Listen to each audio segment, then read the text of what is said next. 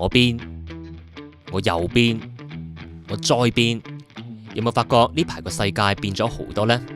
無論係港產片嘅經典場面，揾到幾多兩份分啊？至多我要大份，你要細份。我要晒，又得啫。各種形式嘅梗圖，我淨係想返工啫，好簡單，我個訴求就係想返工。甚至乎係經典電影。And some things that should not have been forgotten were lost. But the Ring of Power has a will of its own. 1分鐘嘅時間，每個人即刻變咗做動畫大師。之所以有呢場500年都未見過嘅巨型熱浪，都係因為佢 ChatGPT。You can chat with ChatGPT, and then when you're ready, you can say, "Yeah, that's great. Can you draw me an image of that?" 我哋信報嘅專欄作家高天佑就住呢個現象寫咗篇文章，題目係吉卜力之亂 AI 搶飯碗。佢話 AI 搶飯碗已經係現在進行式，不過今次 ChatGPT 同埋吉卜力之間所產生嘅混亂，係咪代表 AI 搶得走大師嘅靈魂呢？吉卜力工作室由動畫導演宮崎駿、高田勳、德間書店社長德間康快等人喺1985年創辦。曾經製作過《天空之城》、《龍貓》、《幽靈公主》、《崖上的波爾》呢啲宮崎駿嘅經典作品，所以吉卜力同宮崎駿幾乎被畫上等號。特別係喺視覺藝術同二次元嘅文化圈子，有啲人會咁樣講，有啲作品流露咗吉卜力風格，意思係講緊呢啲作品好似宮崎駿嘅動畫，有可愛嘅角色、暖和嘅色調、高飽和度嘅色彩、細膩嘅筆觸等等嘅特色。頭先講到嘅吉卜力風格，突然之間喺 Facebook、Instagram、X 呢啲社交平台上面泛濫，最主要係因為 ChatGPT 4O 版本喺3月26號發布之後，用家陸續發現呢個最新版本嘅 AI 程式可以將任何嘅相轉換成為吉卜力風格，而較早期嘅 ChatGPT 程式已經做到類似嘅效果，兼且唔局限於吉卜力風格，仲涵蓋埋迪士尼、Pixar，以至希治閣、王家衛等等嘅任何風格作品，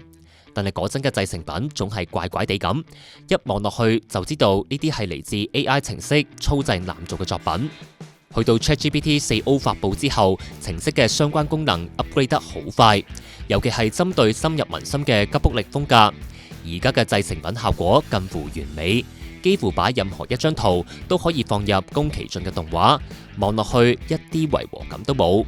正因為咁樣，世界各地嘅網民都非常 happy， 紛紛將自己同親朋戚友嘅相轉換成為吉卜力風格，搖身一變就變咗做動畫角色。當然都包括頭先影片開頭見到嘅宮崎駿化電影截圖啦。呢股熱潮越演越烈，就連 OpenAI 嘅創辦人兼 CEO Sam Altman 都要喺社交網絡上面公開求饒，呼籲大家唔好咁熱烈咁轉換圖片，如果唔係會令到公司嘅 server 負荷唔嚟，營運團隊冇覺好份喎。信報迎新優惠嚟啦！而家大家可以用38蚊嘅優惠價試閱信報網上版14日，將最新嘅財經資訊同埋深度分析帶返屋企。呢一個優惠唔好錯過，快啲去留言區 click 入訂閱連結體驗一下啦！今次呢件事演變成為全球化現象，最主要係因為吉卜力風格幾十年嚟都好得人中意，再加上 AI 技術嘅進步，令大家而家唔係淨係被動咁樣欣賞宮崎駿嘅作品，仲可以主動咁樣參與吉卜力化。值得留意嘅係，宮崎駿嘅作品往往伴隨住和平、反戰、善良、有愛、溫柔呢啲嘅價值觀，所以吉卜力風格某程度上面都令人聯想到嗰啲美德。正如 Sam Altman 都指出，好開心見到吉卜力風格事件可以為社會帶嚟開心嘅能量，幫到沖淡社交網絡上面嘅戾氣。只不過咁，吉卜力熱潮都掀起咗唔少爭議。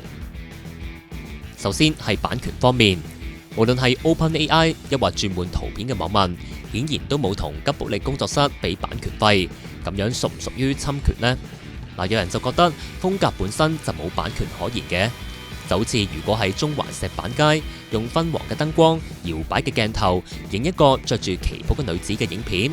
好容易會被視為充滿王家衛風格。不過就好難俾王家衛嘅澤東電影公司入稟索取版權費。不過另一方面，有法律界人士指出，如果 OpenAI 喺訓練 ChatGPT 4O 嘅過程入邊未經許可而用咗大量吉卜力嘅作品，就有機會構成侵權。另一大爭議係關乎創作，例如網民而家喺 ChatGPT 4O 產生大量嘅吉卜力風格圖片，係咪被視為創作呢？以前無論係繪畫定係製作動畫，都要用腦構圖，用手去畫畫。但係而家淨係需要入幾個提示詞，即係 prompts， 喺1分鐘之內就搞得掂，難免可能會顛覆創作嘅定義。咁啱嘅係，宮崎駿佢個人本身都好反對利用 AI 製作動畫，堅持每一格嘅畫面都要用自己對手畫咗佢，認為咁樣嘅作品先至有靈魂。喺2016年嘅紀錄片《不了神話》宮崎駿入邊，曾經有工作人員向宮崎駿展示咗一段 AI 動畫，內容係一個人類嘅軀體做一啲冇辦法想象嘅詭異動作。宮崎駿望完之後就講咗一段說話，即刻令到呢位工作人員冇聲出。我以前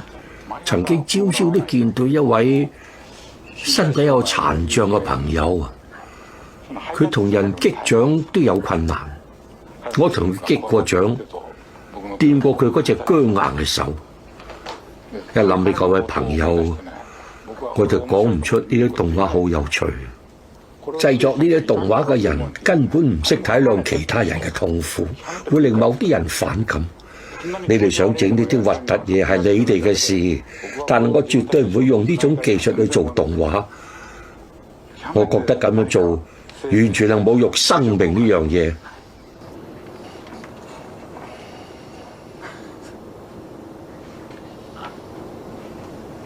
高天佑就話：近日喺網上泛濫由 AI 產生嘅吉卜力圖片，表面上係向宮崎駿致敬，但係可能其實係違背咗宮崎駿本人嘅理念。點都好，高天佑覺得今轉吉卜力之亂，亦都為打工仔帶嚟非常重要嘅啟示。隨住 AI 技術進步得咁快 ，AI 搶飯碗已經係現在進行式。要知道嘅係，吉卜力、迪士尼呢啲公司以前製作一部動畫電影，要動用幾百甚至幾千個畫師逐格畫出嚟，非常嘥力兼嘥時間。但係呢個都為大量嘅畫師提供生計同鍛煉技藝嘅機會。就好似宮崎駿喺1963年加入東映動畫公司，都係由一個細畫師做起，磨練10幾年之後，去到1978年先第一次做導演。不過今時唔同往日，而家用 AI 技術，淨係撳幾粒掣，用幾分鐘就會產生一大批幾乎冇破綻嘅動畫畫面。之後嘅動畫團隊或者可以大幅精簡，先由一個導演去諗故仔同角色，再由一啲主畫師製作主要分鏡鏡頭，最後由比較叻操作 AI 嘅人員產生中間畫面，一部作品大致上就咁搞掂。當然好似宮崎駿呢類級數嘅大師可以俾到作品靈魂，肯定唔會咁容易被取代。不過大師底下有好多嘅技工崗位，就唔難俾 AI 搶走飯碗。問題係年輕人如果冇機會入行做技工，又點樣逐步磨練成為大師呢？抑或今後嘅動畫大師將會由 AI 操作員做起呢？呢啲都係未來 AI 時代仲要解答嘅懸念。信報迎新優惠嚟啦！而家大家可以用38蚊嘅優惠價試閱信報網上版14日，將最新嘅財經資訊同埋深度分析帶返屋企。呢一個優惠唔好錯過，快啲去留言區 click 入訂閱連結體驗一下啦！